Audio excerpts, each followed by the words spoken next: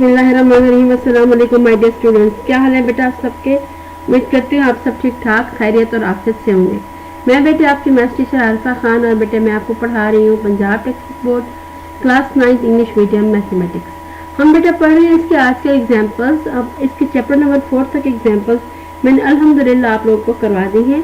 तो आज हम करने जाएंगे इसकी एक्सरसाइज 5.1 से रिलेटेड एग्जाम्पल्स। तो मेरे बेटे हमारे पास ये जो है एग्जाम्पल, इसमें हमारे पास जो टॉपिक है इसका वो है मेन टॉपिक, वो है जी फैक्टराइजेशन।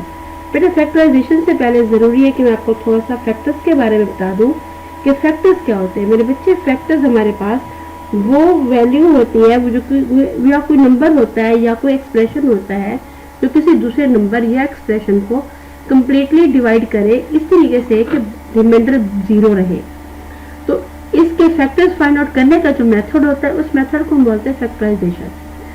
ठीक है, अब जैसे हमारे पास फैक्टराइजेशन इसकी बहुत इंपॉर्टेंट, बहुत ही ज़्यादा इंपॉर्टेंट रोल प्ले करता है मैथमेटिक्स में, that it has to reduce the complicated expressions to the study of the simpler expressions. और दूसरे in this unit we will deal with the different types of factorisation of polynomials. अब पहला है कि if polynomial यानी कि p of x can be expressed as p of x is equal to g of x and h of x, यानी कोई एक polynomial है वो इन दो फैक्टर्स में लिखा जा सकता है।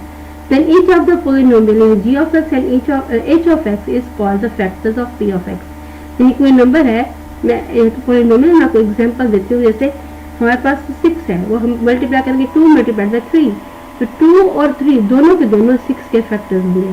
तो यहाँ पॉलिनोमियल की है।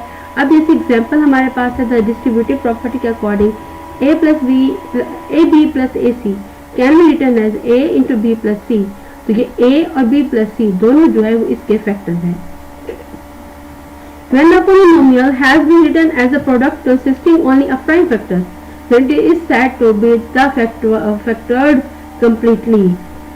अब इसमें एग्जाम्पल है पहले के जैसे फैक्टराइज है 5a minus 5b plus 5c। बेटा एक बात हमेशा याद रखिएगा, फैक्टराइजेशन का सबसे पहला जो रूल है बेटा वो ये है कि first we will take the common. If we have the common then we will take the common. अगर कॉमन नहीं है तो फिर कोई फार्मूला या आइडेंटिटी अप्लाई होती है या कोई और मेथड अप्लाई होता है। तो यहाँ हमारे पास जो है बेटा वो है फैक्टराइज करने का कि ये 5a minus 5b plus 5c है। इन सब में देखिए जो चीज़ कॉमन है वो है 5, हम यहाँ से 5 कॉमन ले लेंगे तो a minus b plus c जो है इसका आंसर होगा। अब नेक्स्ट है जी इसमें फैक्टराइज करना है 5a 5b 15c।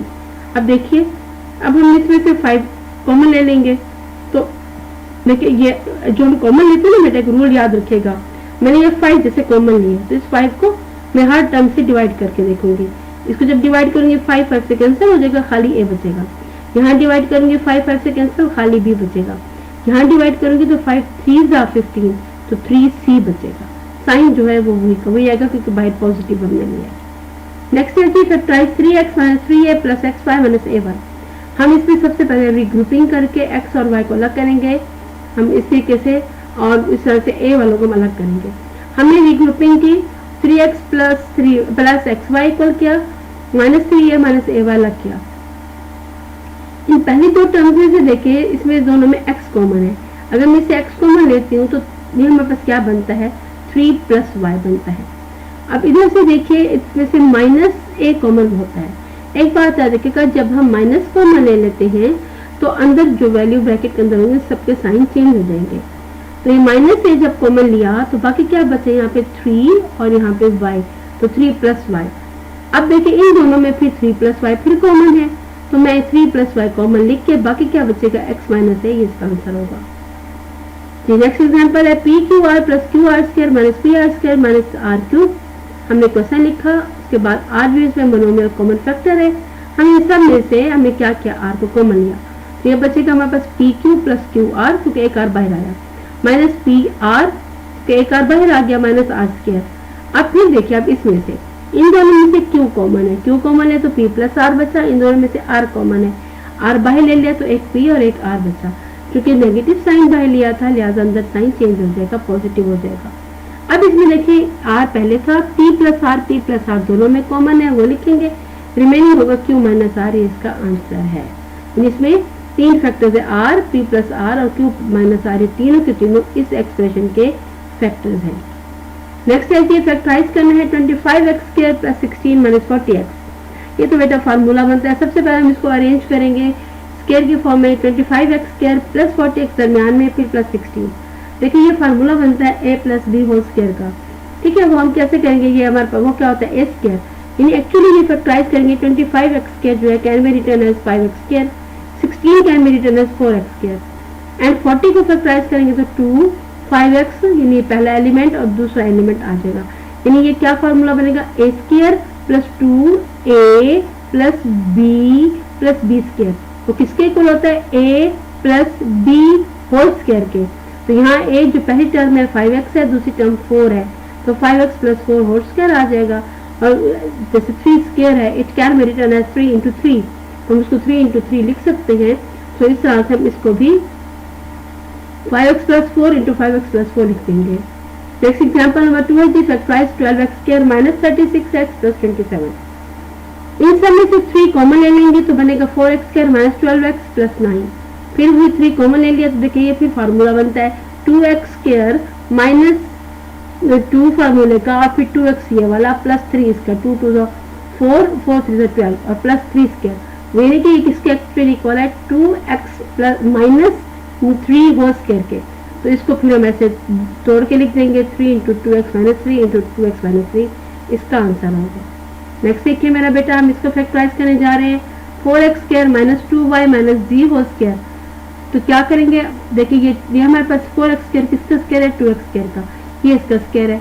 तो ये formula a² minus b square वो क्या होता है a minus b a plus b, यानी ये पहली वैल्यू माइनस दूसरी वैल्यू फिर पहली वैल्यू इंटू पहली वैल्यू प्लस दूसरी वैल्यू।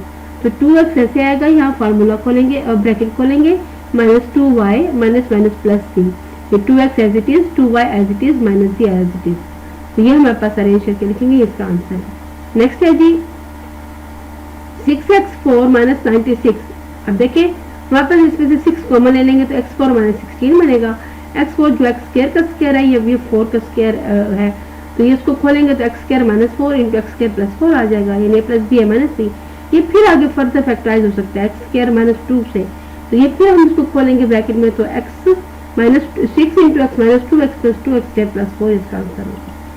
तो लास्ट इसकी एग्जाम्पल है इस एक्सरसाइज से रिलेटेड बेटा के फैक्टराइज करना है x² plus 6x plus 9 minus 4y। अब देखिए ये हमारे पास क्या है, सबसे पहला के देखिए ये जो पहले 3 टर्म्स है ये x प्लस 3 होल स्क्वायर का फार्मूला है और ये माइनस 2y होल स्क्वायर हो सकता है। तो अब a² माइनस b स्क्वायर के अकॉर्डिंग ये a plus b a minus b लिख के आंसर हो गया। अब दूसरी वैल्यू है जी 1 plus 2ab minus a² minus b square, तो 1 ऐसे आएगा। इनमें से हम बेटा a माइनस कॉमन लेके तो जब अरेंज करेंगे तो माइनस कॉमन लेंगे तो a² minus 2ab plus b square आ जाएगा। ये फार्मूला है माइनस b होल स्क्वायर का, तो 1² minus a minus b whole square वो इक्वल है जी 1 माइनस a माइनस b और 1 plus a minus b। Bracket खोलेंगे 1 minus a plus b 1 plus a minus b इसका आंसर है। तो ये था मेरे बच्चे हमारा आज का काम, इंशाल्लाह आपको समझ आया होगा, कोई परेशानी नहीं हुई होगी। अपना बहुत सा ख्याल रखिएगा, इजाजत चाहती हूँ।